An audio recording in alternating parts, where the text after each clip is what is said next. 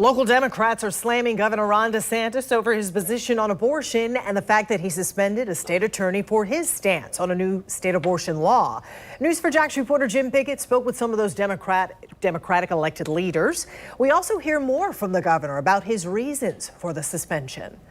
Of course, the Democrats' reaction is no surprise to what they're saying, but they're saying how people need to react is not on the streets with protests, but at the polls. The abortion issue is raising concerns on both sides, and political leaders are telling their supporters to take the issue to the voting booths. While in Florida, there's no question regarding abortion rights on the ballot, who is elected is the concern. Today, during a news conference, local Democrats were quick to slam Governor DeSantis over his recent action about abortion. The governor of this state owes us answers on why he swore to protect and defend the Florida Constitution and is hell-bent on doing the opposite. They want more answers from the governor about what they say are reproductive rights and that they are loudly protesting his suspension of Hillsborough County State Attorney Andrew Warren.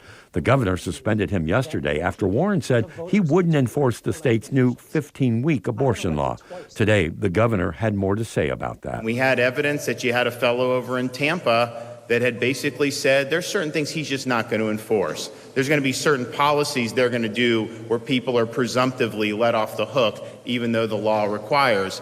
So we did something about that, and we made sure that we're enforcing the rule of law. So during the news conference today, I asked the local Democrats on hand what their next steps will be. Voting is the first step, but also getting involved with the people that are on the ground doing the work is very important equally.